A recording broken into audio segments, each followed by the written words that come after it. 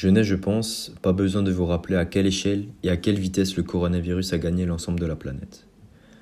Alors qu'il y a quelques mois, nous n'envisagions pas une propagation mondiale de cette pandémie et encore moins un confinement, nous obligeant pour la plupart à nous couper de notre famille, de nos amis, tout cela afin d'endiguer la progression du virus. Cependant, ne voyons pas que le négatif. Quelque chose de frappant a été relayé par plus d'un scientifique. La nature ne s'est jamais aussi bien portée depuis bien longtemps. Les émissions de dioxyde de carbone, de dioxyde d'azote dans l'atmosphère ont chuté de manière drastique, alors que le taux d'émission de CO2 n'a jamais été aussi haut ces dernières années. Dû en majorité à notre économie, notre système, qui n'est clairement pas axé sur l'environnement, mais vers le gain d'argent. Tout cela au détriment de notre propre santé. À quoi bon avoir tout l'argent du monde ? L'argent n'est pas la solution à tous nos problèmes. Certaines maladies sont la conséquence de nos actes et de notre système de vie sur cette planète. Aujourd'hui, nous payons les conséquences de la récession sur les investissements écologiques. Grâce aux actions mises en place depuis le début de l'épidémie, la qualité de l'air a considérablement augmenté et va probablement sauver bien plus de vies que le coronavirus en tuera. D'après les premières estimations, la réduction de cette pollution en Chine aurait déjà sauvé 20 fois plus de vies que celles qui ont été perdues en raison du virus. Pour prendre l'exemple de la Chine, elle dénombre 1,1 million de décès par année liés à la pollution atmosphérique. Le Covid, quant à lui, a provoqué, au 9 mai 2020, 4633 décès. Même à l'échelle mondiale, ce dernier ne fait pas autant de dégâts. La pollution de l'air ne fait pas seulement tousser, elle tue, en masse. Chaque année, 7 millions de personnes meurent dans le monde parce qu'elles respirent un air pollué. L'Organisation mondiale de la santé a déjà sonné l'alerte. C'est davantage que les morts cumulées du sida, 1,1 million, de la tuberculose, 1,4 million, du diabète, 1,6 million, et des accidents de la route, 1,3 million.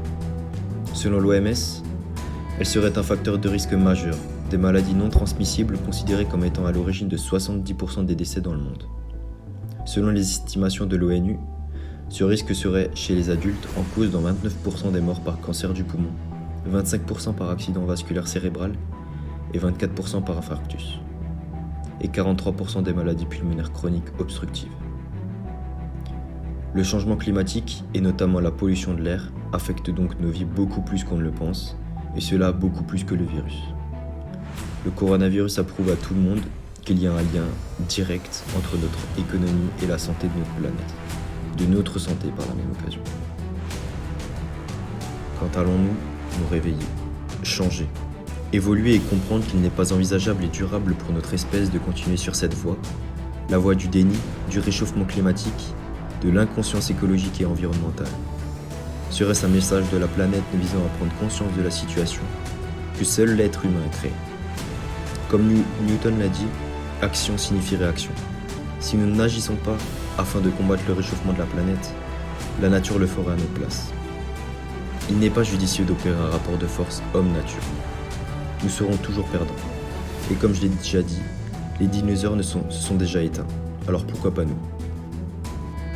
La réaction drastique de nombreux gouvernements face au coronavirus prouve que les grandes économies ont bien la capacité structurelle, économique et politique d'agir rapidement face à une crise de cette ampleur. Alors oui, c'est possible. Des milliards d'euros ont été trouvés afin d'essayer de maintenir la situation sous contrôle. Notre société est capable de faire des sacrifices pour le bien commun. Alors pourquoi ne pas prendre en considération de la même manière la situation environnementale? Cet épisode nous a montré qu'il ne s'agissait que d'une question de volonté et de priorité. N'est-il pas triste qu'il faille en arriver à ce stade afin de commencer à voir les choses évoluer? Maintenant, à l'heure de la fin de ce confinement, il n'est pas l'heure de gâcher tous les efforts que chacun et chacune ont fait pendant des mois. Le réchauffement climatique a ralenti, certes, mais pour combien de temps? C'est pourquoi vous et moi devons être vigilants. Comme les gouvernements vont vouloir maintenir leurs économies à flot, ou même rattraper ce qu'ils ont perdu, il est possible qu'un relâchement général en ce qui concerne l'environnement survienne. L'augmentation de la qualité de l'air ne serait alors qu'éphémère si nous retrouvons la même vie qu'avant cette épidémie. Cela n'aurait alors aucun impact sur le long terme et ne serait en aucun cas suffisant afin de combattre le réchauffement climatique.